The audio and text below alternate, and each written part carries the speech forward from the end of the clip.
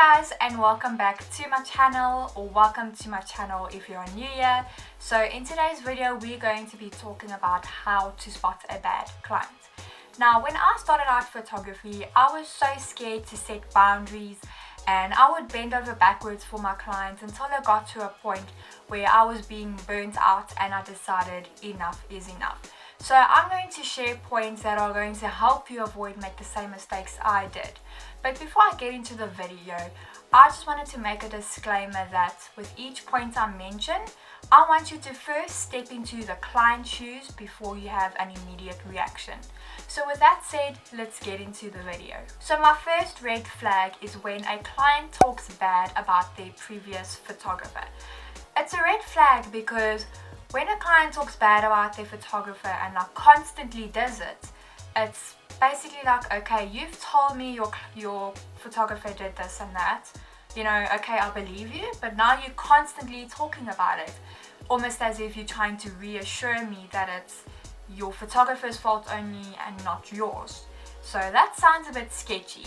And don't get me wrong, you do get some unbelievable experiences that some clients have with photographers, but it's the rambling on in which I try to avoid in clients, because it is a possibility that that client can all of a sudden now start bad mouthing you and your business. So my next red flag is they don't respect your boundaries.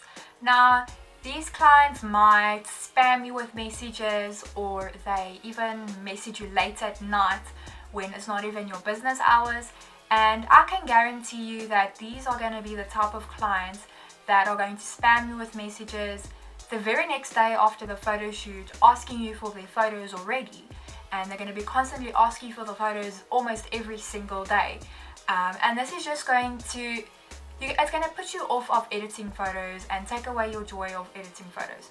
But it's not only the client's fault, it's also the photographer's fault, because you need to set your boundaries with your client the first time you speak to them. It's almost like a relationship with your boyfriend or your spouse. When you first have a conversation with them, you set boundaries. So you need to treat your relationship with your client in a similar way that you treat your relationship with your boyfriend or your spouse. So my next red flag is they don't want to sign your contract.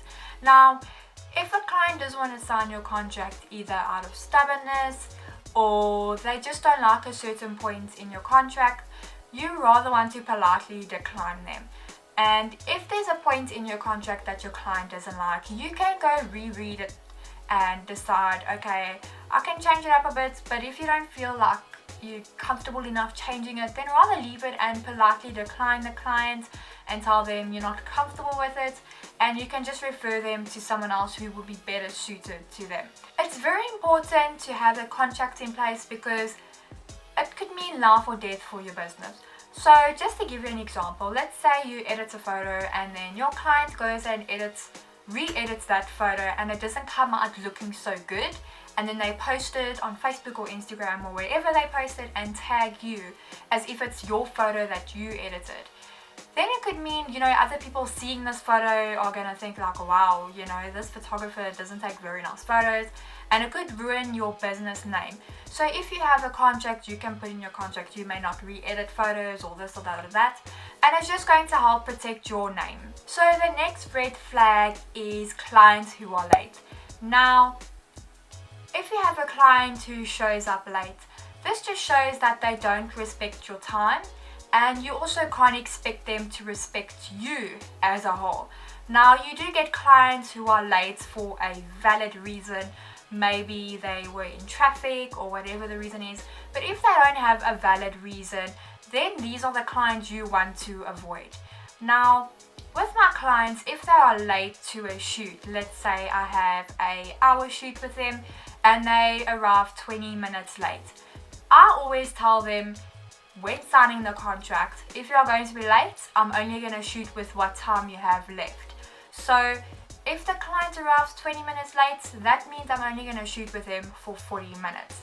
And I set that boundary because if I have a shoot in the future with them and I decide, oh, it's fine, I'm just going to shoot with them for an hour, even though they were late, then it sets a reputation for my business that I'm not professional and they can just take advantage of me. My next red flag is clients who have high expectations. Now, there's nothing wrong with having high expectations. So let's say I'm a client and I ask a photographer, my high expectation is I want beautiful photos. That's fine. But if it turns to, I want beautiful photos and I want 3,000 photos and I want a 10-hour shoot and I want the photos within a week, and then on top of that I still want a discount. All I can say to that, if you get a client like that, is run, because these clients are going to cause you stress and anxiety, and you are just going to burn out. So just avoid these clients, and like I say, run. So my last red flag is probably the one that ticks me off the most, and it's when a client doesn't want to pay your price. Now, it's okay to negotiate with a client sometimes. Let's say I have a package that offers 40 photos for a certain amount, and that client really needs more of a specific type of photo shoot where they don't need so many photos. So let's say they only want 10 photos because they're doing a very specific type of shoot. I will be willing to negotiate with them a better price because they are getting less photos. Now, let's say you get a client that wants to negotiate your prices with you, but they still want the same package with the same amount of photos. Then it just shows that this client doesn't see your worth as a photographer. And what's even worse is when a client asks you if they can pay you in exposure. And if you ever get those questions, you need to tell them no, because let's say, for example, they are having a birthday party and they ask you to do a shoot for them for this event.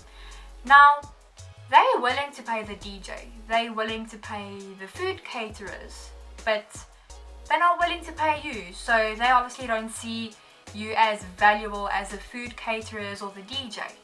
But in actual fact, you are more valuable than those two, because if you think about it, your service is going to last forever. They are going to have those photos forever.